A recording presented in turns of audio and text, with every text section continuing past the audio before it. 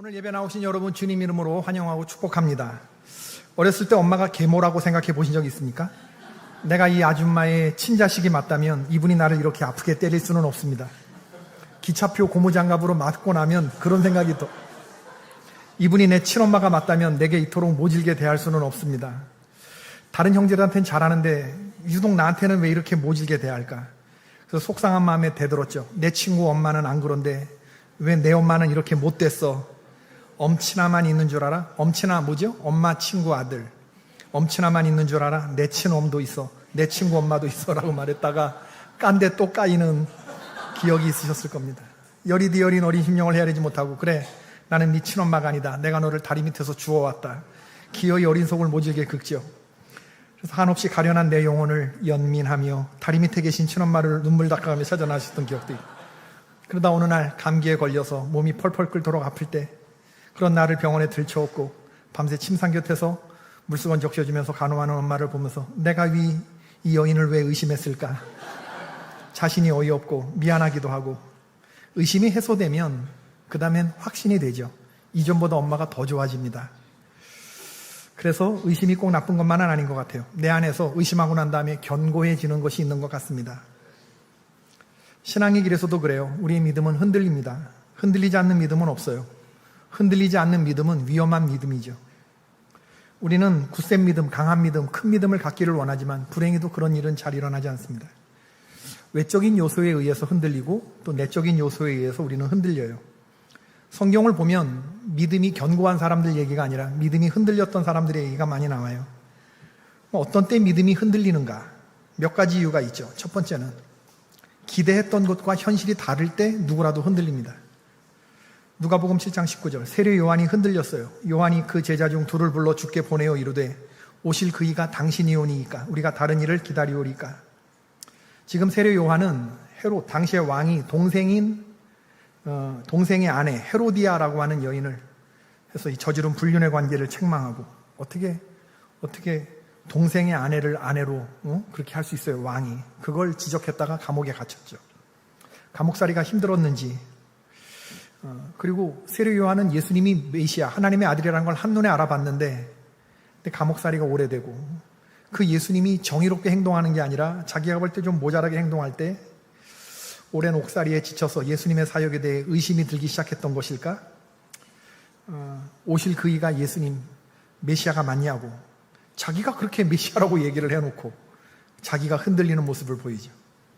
아브라함도 흔들렸죠. 하나님이 너와 너의 아내의 몸을 통해서 직접적인 아들을 너의 씨를 줄 거라고 얘기를 했는데 그 기간이 점점 길어지니까 기대했던 것과 다르게 시간이 지나가니까 기도 응답이 안 올 때 누구라도 흔들리죠.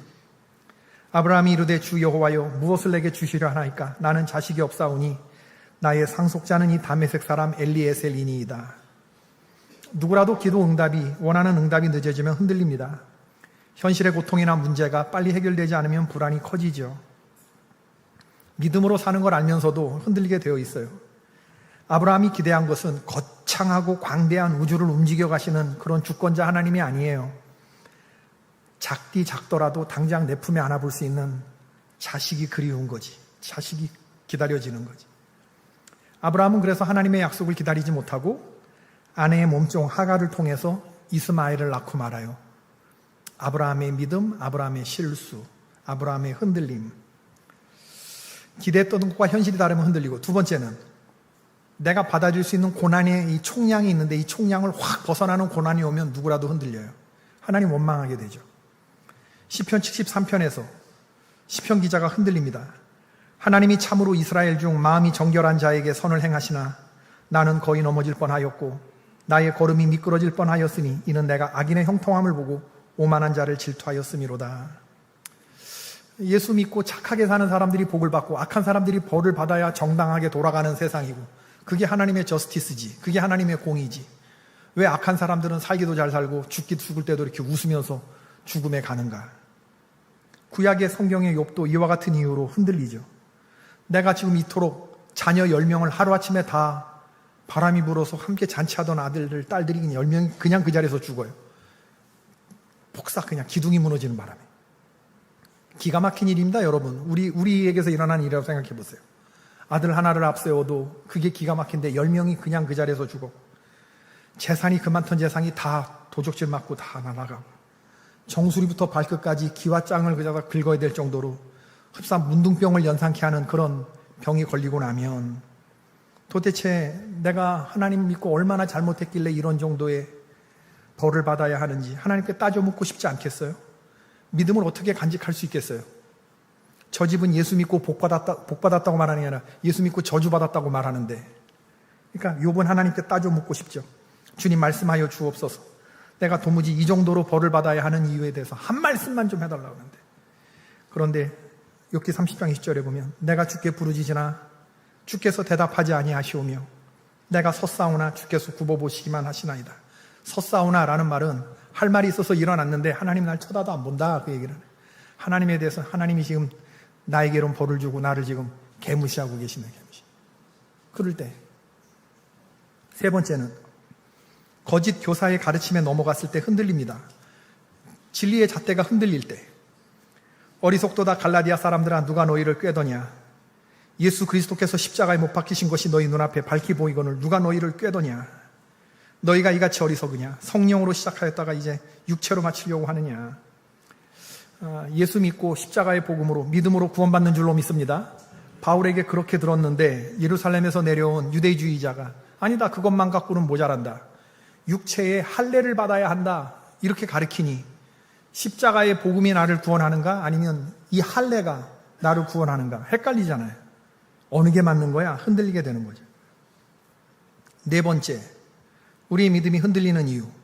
사탄 마귀가 어떤 한 사람을 딱 타겟해서 정통으로 그를 빵! 죄의 공격을 가했을 때, 거기에 제대로 카운터 펀치 얻어 맞았을 때, 아니 내가 씻을 수 없는 범죄를 저질렀을 때, 그럴 때 믿음이 흔들려요. 죄가 가장 크게 하나님과 우리 사이를 흔듭니다. 이 죄는 이렇게 갈라놓는 속성이 있어요. 죄지면 상대방의 눈을 똑바로 쳐다볼 수 있어요, 없어요? 없죠. 이게 죄지 놈이 제발 여리게 바로 그런 거예요. 죄는 그런 사랑과 사리를 분리시켜요. 2019년에 발간된 차드버드라고 하는 목사님의 책이 있는데, 원제목은 나이트 드라이빙입니다. 밤에 운전하는 거, 야간 운전, 나이트 드라이빙. Note from a prodigal soul, 방탕한 사역자의 노트, 이렇게 우리말로 번역이 되었어요. 방탕한 사역자의 노트. 차드버드 목사님, 2019년. 이분 목사님이었고 두 어린 자녀의 아빠였고, 목회도 하고 신학교 강의도 하고 그러던 분이 외도를 하게 되었어요. 그리고 이혼하게 되었고 목사직을 내려놓고 페덱스 드라이빙, 나이트 드라이버가 됐죠. 이 책에서 이분이 이런 말씀을 하셔요. 우리 모두에게는 백일몽이 있다. 내가 젊은 날 꾸던 꿈들이 하나둘 멋지게 이루어져 가고 있을 때 내가 미처 몰랐던 나를 향한 하나님의 꿈들이 하나둘 깨져나가고 있었다. 1990년에 대학을 졸업한 이후 31살의 교수가 되었다. 그리고 이스라엘 히브리 유니온 대학의 박사과정에 받아들여졌다. 밀려드는 원고 청탁과 강연을 소화하면서 나의 교만은 앞에 놓인 장애물을 보지 못하게 하였다. 아내는 남편이 항해하는 어두운 바다 밑의 암초를 직감적으로 알아챘다. 그러나 나는 그녀의 충고에 귀를 막았고 나의 성취를 방해하는 것 같아 그녀에게 실망했다. 부르심의 소명은 감사가 아니라 내가 누릴 업적과 트로피로 탈바꿈되어 있었다. 내가 잘 나간다고 느꼈던 시절 나는 모든 악을 초대하는 파티를 열었다. 그때 정욕이라고 하는 이름의 새로운 손님이 등장했다. 이 정욕이라는 손님은 유희, 매혹, 그리고 욕구를 품고 있다가 완전히 자라서는 간음이 되었다. 부정, 어페어죠, 어페어. 이 부정은 항상 거짓말에서 태어난다. 유희가 순수하다는 거짓말, 넌 좀 더 행복할 자격이 있다는 거짓말, 이번만이라는 거짓말, 아무도 모를 거라고 하는 거짓말, 그 사람을 사랑한다고 단언하는 거짓말. 간음은 거짓말에서 시작하기 때문에 또한 거짓말 부대를 모아서 자기 생명을 보호하고 끊임없이 연장한다. 내가 그 상대 여인과 관계를 맺을수록 내 망상은 더욱 깊어져 갔다. 타인들에게 거짓말을 능숙하게 했다. 내 발자취를 조작해서 덮었다. 이것이 사랑이라고. 우리는 함께해야 한다고 생각했다. 내 자신에게까지 거짓말하면서 오로지 내면의 작은 방, 아주 작은 한 칸만 부정해졌을 뿐 대부분은 여전히 진실하다고 나 자신을 합리화하였다. 아내가 아닌 다른 여인과 부정한 관계를 가지면서도 지금까지 내가 이토록 생생하게 살아있다는 느낌을 가져본 적이 있었나 싶었다. 그러는 동안 나 자신과 내 결혼생활, 상대방 여인과 그 여성의 가정의 결혼생활, 그리고 나를 걱정해주는 수많은 사람들의 교제가 끊어졌다. 결국 그 많은 거짓말이 탄로 났다. 나를 방어하느라 정말 많은 거짓말을 했고 정말 많은 작업을 해댔지만 그 모든 것을 원상태로 돌린다는 것은 불가능한 일이었다. 나는 교회에서 쫓겨났다. 아내와 내 아이들을 실은 차가 떠나자 그때서야 비로소 지난날의 행동이 후회되기 시작했다. 설교단 위에 놓여있는 것이 더 익숙했던 내 손은 트레일러 운전대를 잡았다. 내 손은 기름과 윤활유로 얼룩졌다. 내 손가락에 더 이상 결혼 반지는 없었다. 육체 노동자의 작업복을 입었고 내 성직자 예복은 다시는 햇빛을 보지 못하리라. 머리에는 안전모를 썼고 발에는 안전화를 신었다. 여러분, 제가 이 페덱스 트레일러 드라이버라든지 이런 운전자를 디스하는 얘기가 아닙니다. 성직자가 타락해서 다른 직종으로 갔을 때의 그 무참함과 자괴감을 설명하는 거지, 이 어떤 직종을 디스하거나 이렇게 비하하는 그런 의도는 전혀 없다는 거 아시죠? 설상가상으로 하나님은 나를 버리셨구나 하는 기분이 들었다. 아니, 내가 하나님을 버렸구나. 아니, 우리 둘은 서로 상대방에게 질려버렸구나. 이것들 중에 어느 것이 진실에 더 가까운지 몰랐다. 분명한 것은 내가 하나님의 클럽에서 환영받지 못하는 인물이 되었다는 점. 클럽 경비 천사들은 나를 길가로 내동댕이 쳤다는 점. 이것만은 분명했다. 하늘은 나를 별로 개의치 않는다는 거. 나는 너무 많은 죄를 지었고 너무 큰 죄를 지었고 전능자를 오랫동안 화나게 했고 많은 사람들에게 상처를 입혔고 되돌릴 수 없는 짓을 너무 많이 했다. 이런 내 생각은 굳어졌다. 하나님께 버림받았다는 느낌, 이것은 내가 잘 안다. 어떤 맛인지, 어떤 느낌인지, 어떤 냄새인지. 수년 동안 내 마음은 그런 소굴에서 살았다. 나는 어느 날 폐허 속에서 웅크리고 앉았다. 어둠 속에서, 저문 태양의 무광 속에서 죽음이 갑자기 나를 덮치기를 바라면서 어두컴컴한 거실 한켠에서 357 매그넘을 손에 쥐고 시커먼 총열을 응시하면서, 여러분, 내가 이 세상에서 이길 수 없는 것이 네 가지가 있다고 그랬어요. 첫 번째, 나는 내 자신을 이길 수 없습니다. 내가 나를 이길 수 없고, 두 번째, 나는 죄의 권세를 이길 수 없고, 세 번째, 세상의 반짝거리는 유혹들을 이길 수 없고, 네 번째, 사탄 마귀의 공격을 이길 수 없어요. 나는 자아, 죄, 세상 유혹, 사탄 마귀를 이길 수 없어요. 이 네 가지가 우리를 죽이고 멸하려고 달려들었을 때 우리 안에서 첫 번째 일어나는 증상이 뭐냐면 쉐이킹이에요. 흔들린다는 거. 악한 것들이 우리 안에 들어오고 바이러스가 들어오면 우리 몸이 떨리지요. 흔들립니다. 열이 나고 어지러워지고 중심을 못 잡게 되는 발열, 오한, 쉐이킹, 흔들리는 거. 에덴 동산에서 하나님은 아름다운 환경을 만드시고 동산 중앙에 선악과만 먹지 마라. 다른 건 다 먹어도 좋다. 이거 먹으면 너 정령 죽는다. 하나님이 단단히 조인 나사를 사탄 마귀가 뱀처럼 나타나서 정령 먹지 말라 하시더냐, 죽는다 하셨냐. 나사를 풀어버려요. 사탄 마귀의 말을 섞다 보면, 말 섞다가 선악과를 바라보니까 먹으면 정령 죽는 그것이 탐스러운 과일로 보이고 보암직도 하고 먹음직도 하고 먹으면 하나님처럼 될 것 같은 생각도 들고, 나사가 풀어진 행동, 나사 풀어진 대답을 하게 되는 거예요. 4세기경의 초대교부 가운데 에바그리우스 폰티쿠스라는 분이 있는데, 이분이 한낮에 악마에 관해 말씀하신 적이 있습니다. 수도원의 수도사들이 수행을 할 때 오전 12시에 가장 무거운 짐을 지우는 악마가 찾아온다. 가장 졸렵고 가장 힘들고 가장 뜨거운 시간에 태양이 느리게 움직이거나 아예 멈춰선 것처럼 보이게 만들어서 하루가 24시간이 아니라 50시간인 것처럼 느끼게 돼요. 그래서 잘 나가던 수행을 정오에 포기하게 만드는, 우리의 믿음과 인내심을 갉아먹는 한낮의 악마가 찾아온다는 거죠. 여기 정통으로 당하면 다 깨져나가는 거예요. 목사님만 그렇겠습니까? 목사님만 이런 공격을 하겠습니까? 사탄 마귀가. 하물며 여러분이야. 세상에 그냥 어울려 살아가는 여러분들이야. 교회 안에 있어서도 목사도 이렇게 건드리는데 하물며 여러분이야. 별일이 다 일어나지 않겠습니까? 그럼 여러분, 우리가 믿음이 흔들릴 때 어떻게 해야 되느냐? 제가 두 가지를 말씀드리는데, 첫 번째는 너무 많이 자책하지 말라는 겁니다. 자책하지 말라. 시작. 믿음이 흔들린다고 자책하지 마십시오. 믿음이 흔들릴 수 있다는 것을 인정합시다. 사탄 마귀의 공격에 넘어가 죄 지을 수 있는 연약한 존재임을 인정해야 돼요. 우리는 하나님 앞에서 정직해야 됩니다. 사람 앞에선 더더욱이 그렇고. 흔들리는 것이 나쁜 것만은 아니에요. 우리가 하나님 앞에 정죄함 받고 심판받는 것은 죄를 지었기 때문이 아니라 그 죄를 제대로 처리하지 않았기 때문에 그래요. 죄를 처리하면 돼요. 회개하면 되고 뉘우치면 되는데, 문제는 뭐냐면 우리가 너무 빨리 자책하면서 상황을 악화시킨다는 데 있어요.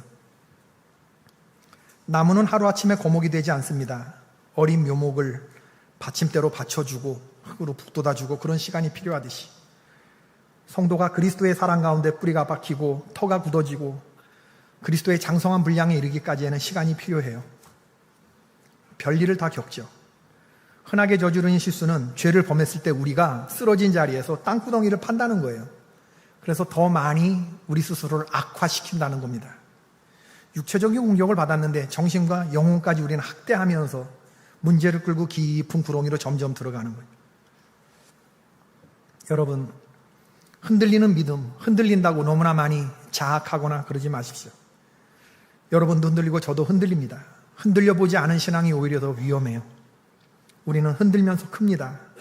그게 성장통이고, 큰 바람에 흔들리고 장대비도 맞아가면서 그렇게 성장해 가는 거죠. 세상 잘난 맛으로 교만하게 살다가 하나님의 채찍을 맞아도 보고 꺾여도 보면서 우리가 그렇게 정금 같은 사람들로 변화되어 가고 다듬어져 가는 거죠. 비틀거린다고 넘어진다고 모두가 길을 잃게 되는 것은 아닙니다. 자책의 끝은 내가 하나님께 버림받은 것이 아닌가? 하나님 나를 버리셨어. 이렇게 생각하면서 자살하려고 하는 거. 이 최드버드 목사님이 그랬듯이. 그러나 우리를 위하여 당신의 독생자를 내어주신 하나님의 사랑은 결코 허약하지 않다는 것을 믿으시기를 축원합니다. 우리가 그런 찬송가 부르죠. 어서 돌아오, 어서 돌아오. 지은 죄가 아무리 무겁고 크기로 주 어찌 못 담당하고 못 받으시리요. 우리 주의 넓은 가슴은 하늘보다 넓고 넓어. 이 목사였던 목사님도 흔들리는데 하나님을 욕하고 죽으라. 이게 사탄 마귀의 가장 간절한 기도 제목 아닙니까? 하나님을 욕하고 죽게끔 만드는 거. 믿음 좋았던 사람들을 타락시켜서 하나님 욕하고 죽게 만드는 거. 그러나 흔들리지 않고 예수님 앞으로 나오면 모든 문제가 해결됩니다. 채찍 맞아 아파도 내 주님의 손에 맞겠다는 생각을 하면서 나오는 거예요. 그게 흔들리지 않는 것이죠. 죄악 중에서라도 아무도 모르는 나의 과거가 있다고 하더라도 그 과거까지도 가지고 예수님 앞으로 나오면 모든 문제가 다 정리되고 정돈될 줄로 믿습니다. 때리시고 어루만져 위로해 주시는 우리 주의 넓은 품으로 어서 돌아오 어서. 자책하고 땅구덩이를 팔 게 아니라 있는 모습 그대로 가지고 주님께 나오는 그런 개포의 권속들 되시길 축원합니다. 두 번째는 기도 생활을 점검해 보라는 겁니다. 이 기도하라는 것은 하나님을 바라보라, 방향을 전환하라, 회개하라, 이 모든 말들을 다 포함하는 말이 기도 생활을 점검하라는 거예요. 우리 몸을 떨리게 하는 독감 바이러스가 들어왔을 때 약국에 가서 약을 조제하고 하루 3번 먹습니다. 보통의 경우 식후 30분에 의도적으로 챙겨 먹습니다. 약이라는 것이 밥하고 달라서 안 먹는다고 이게 뇌에 배고프다는 사인을 주는 게 아니거든요. 그죠? 몸이 약 먹을 시간이야, 약 먹을 시간이야. 몸이 신호를 보내는 게 아니잖아요. 환자가 의식적으로 챙겨 먹어야지. 그래서 보통의 경우 식후 30분에 의도적으로 우리가 약을 챙겨 먹습니다. 그러면 독감 바이러스가 우리 안에 들어왔다가도 이 최적의 약물 농도가 유지되기 때문에 이게 고쳐지고 이게 회복이 되는 것이죠. 믿음의 세계도 마찬가지입니다. 사탄 마귀가 우리에게 들어와서 우리의 삶을 막 흔들 때 우리가 점검해 보될 건 뭐냐면 기도 생활이 있는가, 이걸 점검해 보는 거예요. 기도는 우리 삶에서 영적인 능력을 적정하게 유지시켜주는 처방입니다. 비밀 처방. 전신갑주이면서 동시에 사탄 마귀를 이기게 해주는 공격 무기죠. 기도하는 중간에 우리는 자아를 이길 수 없고 세상을 이길 수 없고 사탄 마귀 이길 수 없고 죄의 유혹을 이길 수 없지만, 기도하는 중에 이것을 이길 수 있는 하나님의 능력이 기도 시간에 이게 다운로드 되는 줄로 믿습니다. 하나님이 이기게 하시는 거예요. 죄, 자아, 세상 유혹, 사탄 마귀를 이기게 해주는 거죠. 근데 문제는 우리 크리스찬들이 기도를 잘하지 않는다는 거예요. 슬프고 실망스러운 사실입니다. 우리는 잘 기도하지 않아요. 그런데 내가 기도하지 않는다는 걸 별로 다 인정하지 않아요. 왜? 나는 식사기도 3번 하니까. 왜? 나는 힘든 미팅이 있을 때, 어려운 미팅이 있을 때 난 기도하고 들어가니까. 중요한 사람 만날 때 나는 기도하니까. 난 자면서 잠깐 기도하니까. 화살기도 드리고. 이러면서 나는 기도를 한다, 이렇게 생각을 하는데, 제가 지금 흔들릴 때 기도 생활 체크해 보라는 건 그런 정도 얘기하는 게 아닙니다. 따로 떼어놓은 시간과 장소에 나가서 기도하는 게 있느냐, 그걸 물어보는 거예요. 이거 없으면 여러분 누구라도 흔들릴 겁니다. 기도 생활을 하지 않는 건, 따로 떼어놓은 시간과 그 장소로 가서 기도하지 않는 건 기도하지 않는 거예요. 기도하지 않는 거예요. 왜? 우리가 밥 먹는 거 3시간, 밥 3번에 그 잠깐 기도하려고 무슨 규칙적으로 훈련하거나 그러진 않잖아요. 그러나 그 자리에 나가고 그 시간을 드리는 것은 이건 훈련이 되어야 되는 거예요. 동료들이 있는 곳으로, 믿음의 동역자가 있는 곳으로 나가서 기도하는 것이 있느냐. 제가 이렇게 얘기하면 여러분들, 사탄이 여러분들 귀에 대고 속삭일 거예요. 개포교회 담임 목사의 설교가 점점 율법주의가 되고 있어. 지금 그는 너에게 율법의 의무를 강요하고 있어. 기승전 기도야. 그는 언제나 그랬지. 그는 너의 죄책감을 이용하고 있어. 그렇게 안 해도 돼. 이렇게 속삭이는 순간에 제가 아무리 천사의 말을 해도 이 귀로 듣고, 너 기도 안 할 거잖아. 난 바빠. 그렇게 못해. 난 그렇게 못해. 그러면서 새가 뿌려놓은 씨앗을 이제 먹어버리는 거예요. 그런 마음을 뭐라 한다? 길가 같은 마음이라 한다. 매번 매번 같은 문제에 넘어지는 이유는 뭐냐면 바로 그런 거예요. 나는 이런 사탄 마귀를 싫어합니다. 결사항전하셔야 돼요. 특정한 장소와 시간을 정해서 내가 나와서 하루 3번 기도하는 게 있느냐라고 하는 거예요. 여러분, 이게 기도하라는 제 이야기가 이게 고된 의무이고 율법주의입니까? 만약에 그것이 의무라면, 예를 들어서 스쿠버 다이버들이 물속으로 들어가기 전 산소 탱크를 메고 들어가는 게 의무라고 한다면, 비행기 조종사가 관제탑 지시를 잘 들어야 하는 것을 의무라고 한다면, 전투에 나가는 병사가 총기를 점검하고 총알 장전하는 것을 의무라고 한다면, 배고픈 사람들이 음식 먹는 걸 의무라고 한다면, 목마른 사람이 물 마시는 것을 의무라고 한다면, 청각장애인이 보청기 착용하는 것을 의무라고 한다면, 당뇨병 환자가 인슐린 주사 맞는 걸 의무라고 한다면, 곰돌이 푸베어가 꿀을 찾는 것을 의무라고 한다면, 그렇다면 여러분들에게 나는 지금 율법적인 의무를 말하는 거예요. 우리는 위에 열거한 행위들을 의무라고 말하지 않습니다. 필수적 점검사항이라고 말하지. 이 중요한 점검사항이 왜 하느냐? 우리의 삶이 무탈하고 안전하기 위해서입니다. 평안하게 크루징 되는 그런 삶을 살기 위해서 그런 거죠. 성도가 기도해야 흔들리지 않을 수 있다고 하는 말씀은, 이게 의무라면 의무죠. 비행기 조종사가 관제탑 지시를 잘 들어야 순항할 수 있다는 말과 같은 건데, 전투에 나가는 병사에게 총알 장전하고 나가야 한다는 말 같은 건데, 알지만 그대로 실천하고 순종하지 아니하면 어떻게 됩니까? 죽는 겁니다, 여러분. 스킨스쿠버 다이버에게 산소 탱크 메고 들어가야 물에서 숨 쉴 수 있고, 그런 거 알지만 그거 안 메고 들어가면 어떻게 돼요? 위험해지는 겁니다. 위험해지는 거예요. 여러분, 우리는 사탄을 향해서 그렇게 말해야 돼요. 미스터 사탄, 나는 너의 말에 속을 만큼 어리지 않아. 난 더 이상 어린아이가 아니야. 난 작금에 벌어지는 상황을 하나님께 말씀드리겠어. 난 지금 교회를 갈 거야. 따라올래면 따라와. 할렐루야! 제가요, 지지난주에 몸이 떨리고 막 식은땀이 나고 눈앞이 흐려지고 몽롱하고 뭐 이런 증상이 막 나오는 거예요. 순간 내가 왜 이러지? 이러다가 저혈당 증세, 제가 당뇨약을 먹으니까 저혈당 증세인가를 보면서 구글에 저혈당 증세가 뭐지? 한 7, 8가지 나오는데 다 해당돼. 다 해당돼. 당뇨약을 먹으면서 그날 조금 과하게 러닝머신을 좀 많이 탔어요. 그리고 돌아섰는데 뭐가 핑 하면서 주저앉을 것 같은 느낌도 잠깐 들고 이거 내가 왜 이러지? 평생 처음 해보는 경험. 저혈당 증세. 딱 그리고 나서 주스를 딱 마셨어요. 5분 뒤에 괜찮아지던데 몸이 괜찮아지는 게 아니라 더러운 기분이 싹 좋은 기분으로 이렇게 돌아오던데 그래서 누나한테 전화했습니다. 누나 저혈당 증세 같은데 누나도 그런 적이 있어? 우리 누나 약사니까 나도 그런 적이 있지. 호수를 평상시 2바퀴 도는데 살이 쪘다 싶어가지고 좀 자기가 더 과하게 운동하겠다 해서 우리 누나도 약을 먹는데 4바퀴를 자기가 돌았는데 4바퀴 딱 돌자고 할 때 띵 하더래요.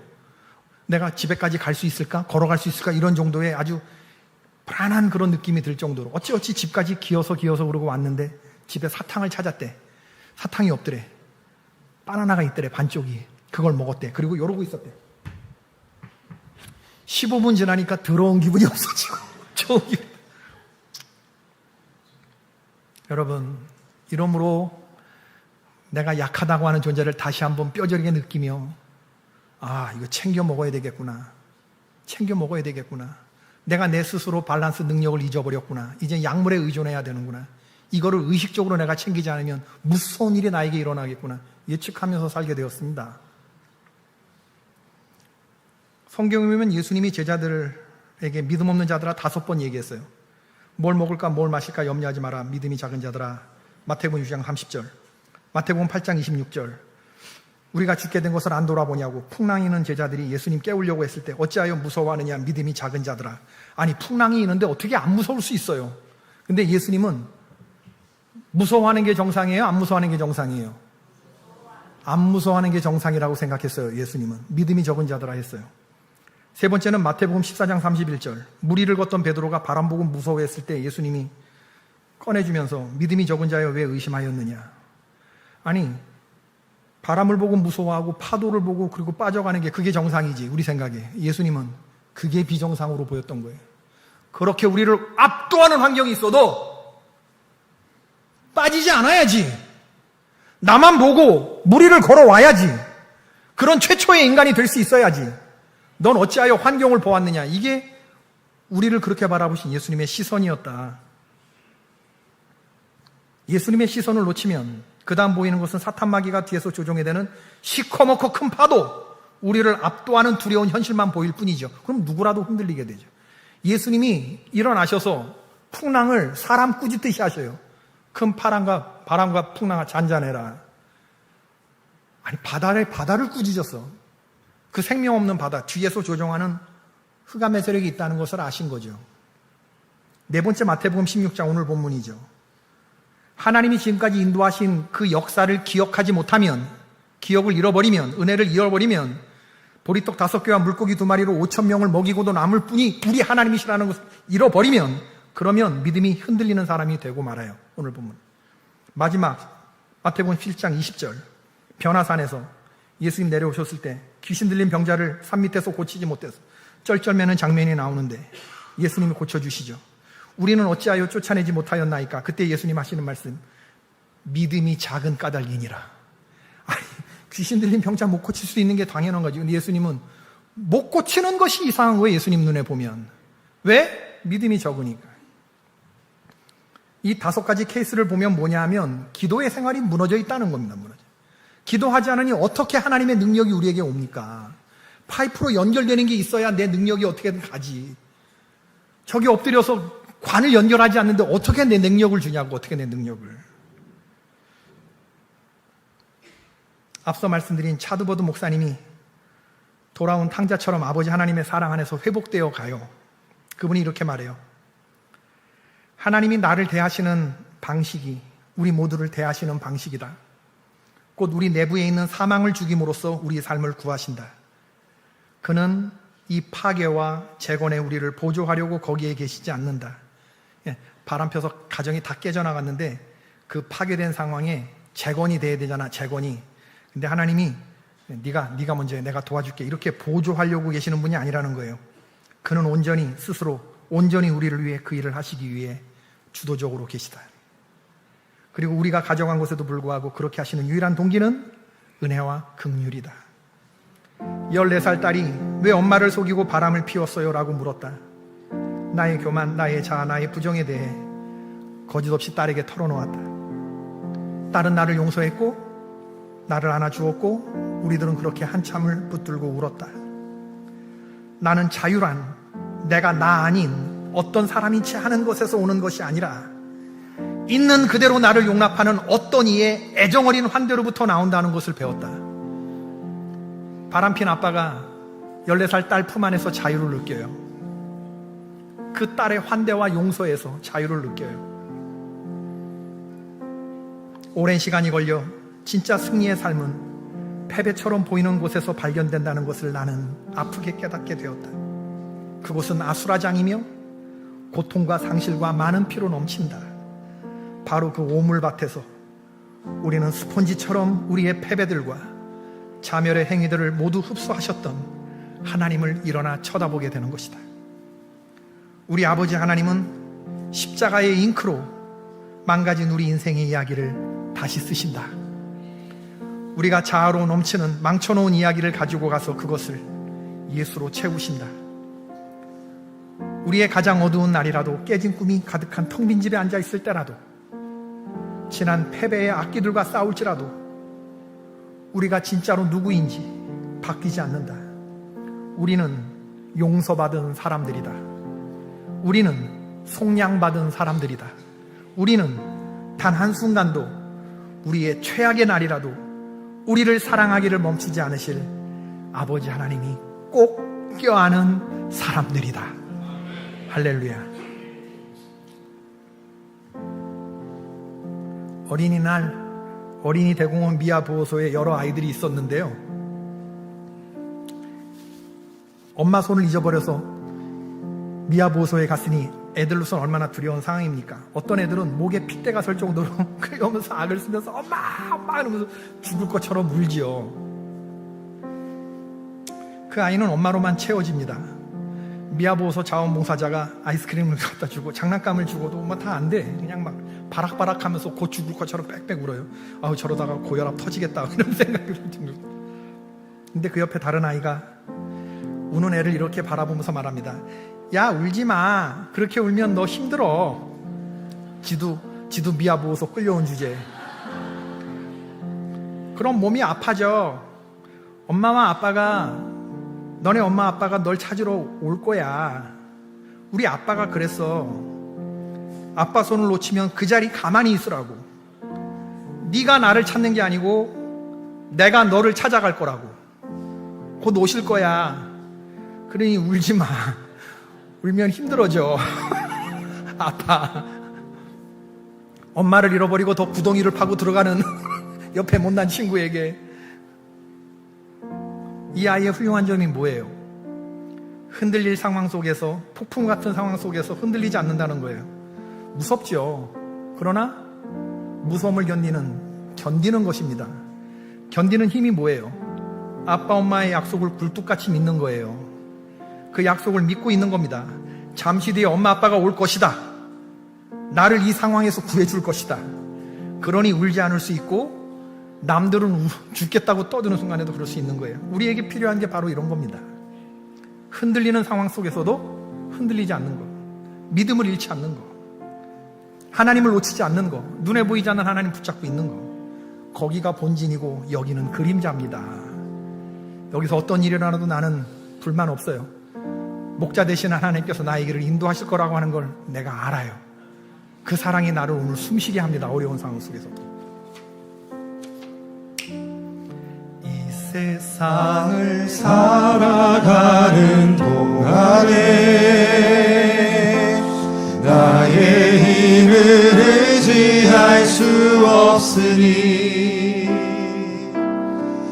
기도하고 낙심하지 말 것은 주께서 참 소망이 되심이라. 하나님의 꿈이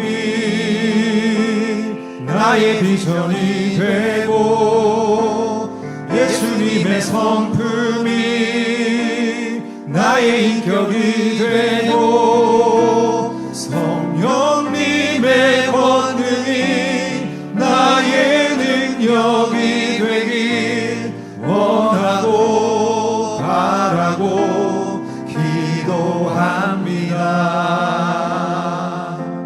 주의 길을 걸어가는 동안에 세상의 것 의지할 수 없으니 감사하고 낙심하지 말 것을 주께서 참 기쁨이 되심이라. 하나님의 꿈이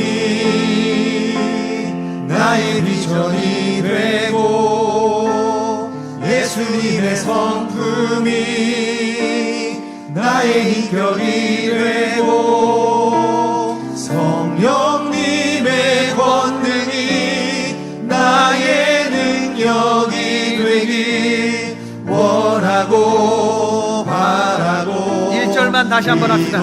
이 세상을 살아가는 동안에 나의 힘을 의지할 수 없으니 이 세상을 살아가는 동안에 죄와 세상과 사탄 마귀를 이길 수 없어요.